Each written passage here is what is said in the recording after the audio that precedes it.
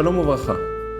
Suite à notre dernier cours, que nous avons abordé le sujet du troisième Beth Amikdash, selon la vision de Rashi et de Tosfot, selon la vision du Zohar, il ne manque plus que d'aborder l'opinion du Rambam, que a priori n'est pas du tout d'accord avec l'opinion de Rashi et de Tosfot, et donc a priori en contradiction avec l'opinion du Zohar, que le Beth Amikdash sera construit par Dieu lui-même.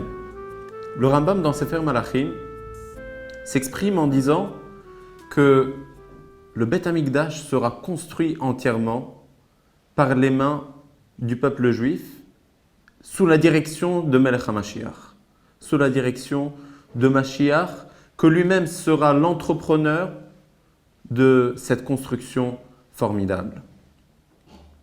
D'où le Rambam tire-t-il son opinion et d'où il nous prouve effectivement que ça sera fait par des êtres humains sous la direction de Melech HaMashiach.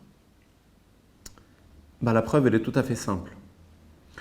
Nous avons une Masechet entière, la Masechet Midot, qui nous décrit l'ensemble des détails du deuxième Beth Amikdash. Le Rambam, dans son interprétation de Masechet Midot, il dit, si toute cette Masechet nous a été donnée, c'est évident que c'est une base, c'est un support pour pouvoir ensuite avoir le pont pour connaître toutes les lois, connaître tous les détails de la construction du temple, du troisième temple, qui est le troisième Beth Amikdash. Et d'autant plus que le Rambam il dit, bien que le troisième temple est censé être basé sur le Sefer Yecheskel, où Yecheskel, dans sa névoie, dans sa prophétie, nous donne l'ensemble des détails de la construction du troisième temple, le Rambam dit, la Masechet Midot, ça sera effectivement donc cette base de données pour qu'ensuite le roi Mashiach, quand il viendra, il pourra nous interpréter tous les détails manquants que nous n'avons pas la possibilité de comprendre dans la prophétie de Yecheskel. Une chose nous reste à clarifier.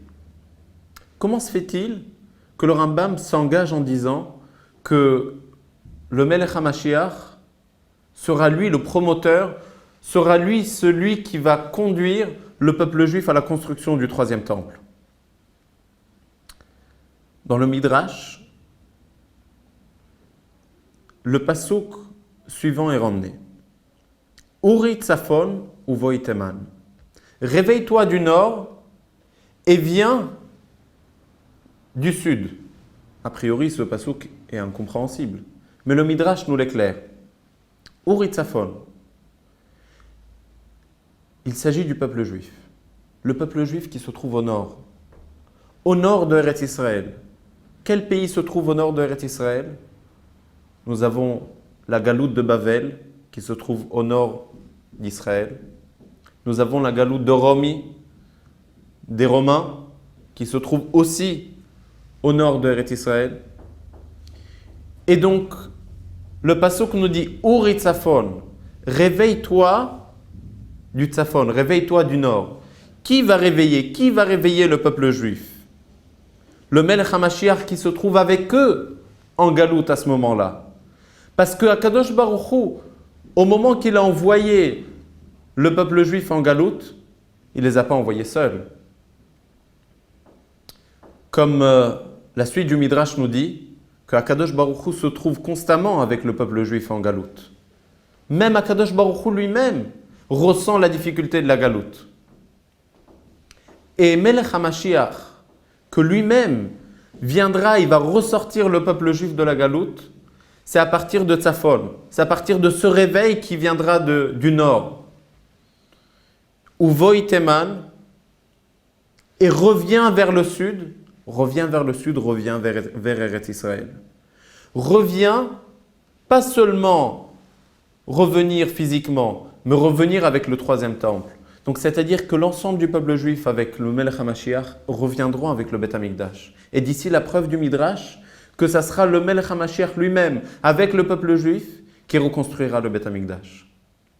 Donc ce qui nous reste à comprendre, c'est comment peut-on réconcilier l'opinion du Rambam avec l'opinion de Rashi et de Tosfot. Et l'opinion Al-Pi Kabbalah, que le Beth Amikdash sera construit par Akadosh Baruch Hu lui-même et il descendra déjà Banu Yumeshukhlal, construit et entier du ciel. Le Rabbi se penche sur cette question et il analyse de deux manières.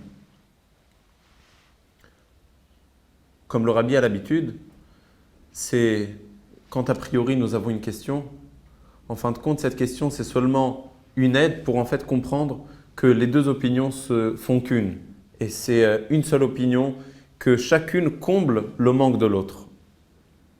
Et le Rabbi dit la chose suivante.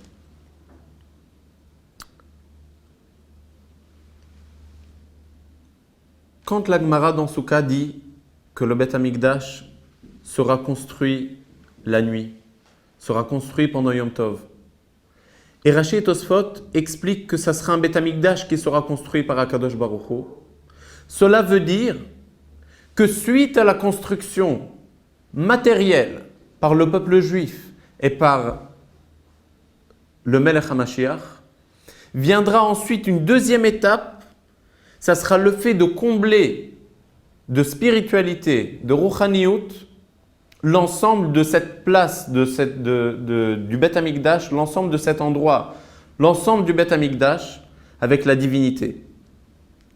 Ça, c'est la première façade, c'est la première manière d'expliquer. C'est que quand le Rambam dit que le Beth Amikdash sera construit par des êtres humains, ça veut dire que la construction elle-même, la construction matérielle sera construite par des hommes. Et, comme le Pasuk nous le dit, Ve'asu li mikdash ve'shachanti betocham. Nous avons un commandement, un ordre, de faire en sorte que Akadosh Baruch Hu puisse avoir un endroit où résider ici dans ce monde.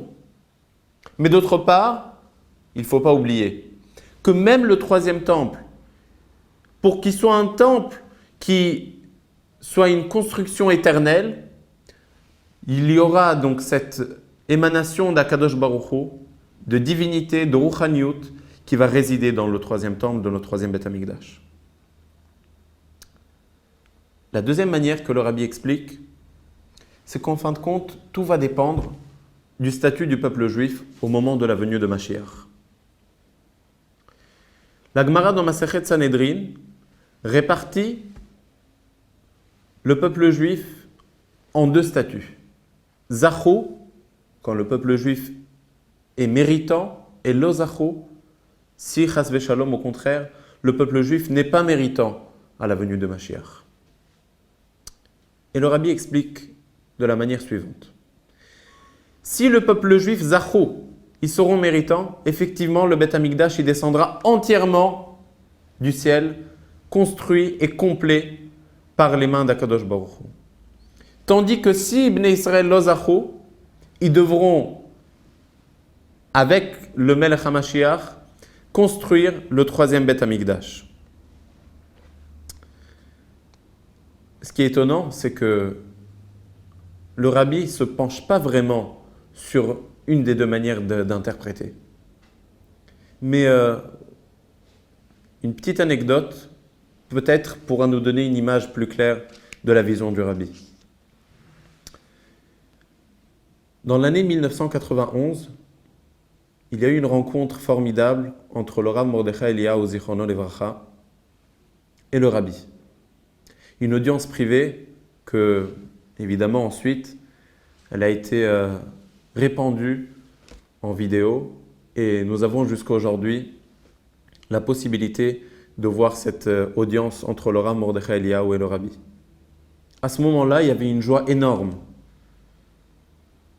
dans le visage de Rav Mordechai Eliyahu et le visage du Rabbi. Deux grandes personnalités se sont rencontrées. Alors, qu'est-ce que deux dirigeants du peuple juif peuvent parler au moment de leur rencontre? Évidemment, de la venue de Mashiach. Alors, le Rav Mordechai Eliyahu s'adresse au Rabbi et il lui dit la phrase suivante. Il ne faut plus attendre que le Beth Amikdash sera construit par les mains des hommes. Il viendra déjà entièrement près du ciel. Et le Rabbi répond au Rav Mordechai Eliyahu. Effectivement, le Beth Amikdash, pas seulement il ne faut pas attendre qu'il soit préparé par les mains des êtres humains, par les mains du peuple juif, des Bnei Israël, mais bien au contraire, le Beth Amikdash pourra descendre la nuit, pendant Yom Tov et immédiatement. Donc de cette audience que le Rabbi a eue avec le Rav Mordechai Eliyahu, nous voyons l'engagement du Rabbi. Nous voyons la volonté de deux maîtres du peuple juif d'emmener Mashiach au plus vite et ne pas attendre qu'il soit construit par les mains des êtres humains et même pas par les mains du Melech HaMashiach, mais qui viennent immédiatement, même la nuit et même pendant Yom Tov. Et comme le verset nous dit, Va'ani eye la chomat esh saviv velechavod eye betocha, que l'ensemble de ce temple, l'ensemble du troisième Beth Amikdash sera reconstitué, reconstruit avec la force du feu, la force éternelle qui va faire en sorte que le troisième Beth Amikdash sera un Beth Amikdash qui ne sera plus jamais détruit.